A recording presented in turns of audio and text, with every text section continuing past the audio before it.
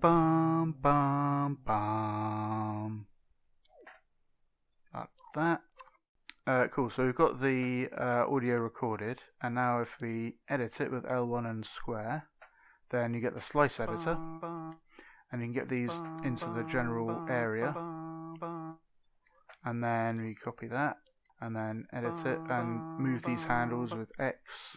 To further tweak how this sounds, you can go zoom in, and then you can drag these around and it stays kind of zoomed in as much as it can, and you can use that to get really tight into the start of and end of the slice.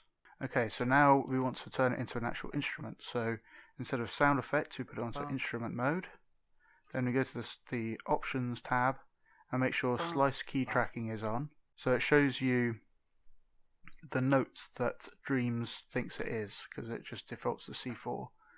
Now if you edit that, we can drag this left and right or up and down to affect the note, and we are trying to, if you listen, there's like a sine wave at middle C, and we want to get this to sound like the same note, so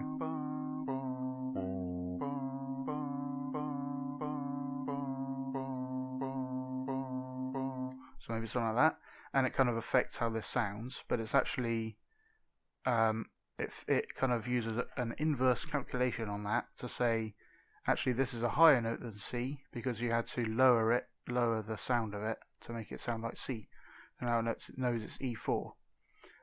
Alternatively, if you know what note it's meant to be, I don't know if my singing is good enough to actually hit that note, but if you have E and then D and then A, so now we could just set those E and then, and you can hear this just about right. So this is a lower note, so it sounds like it's being squeakified to get it to sound like a C. So now when you click on these, it kind of plays them all at middle C. But then when you play them in here,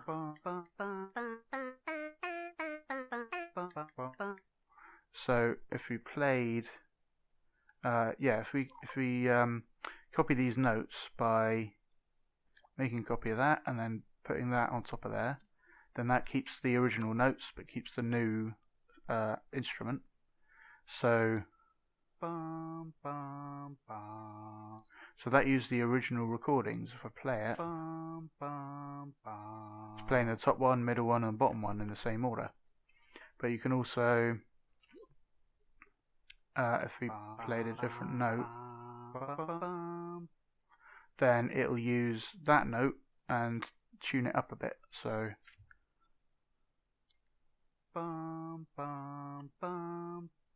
I play that one but higher.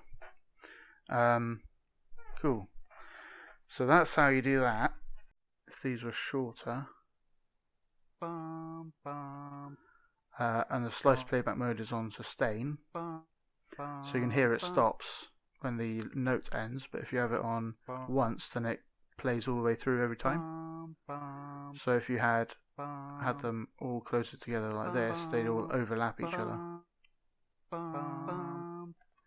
which probably isn't what you want, but if it's for a drum set or something, you probably want it on once. On loop, you can edit in a looping section, which is generally pretty tough to get sounding good, because you've got to find like an edge where it isn't so noticeable. But if you want it to sustain forever, then you want to do something like that.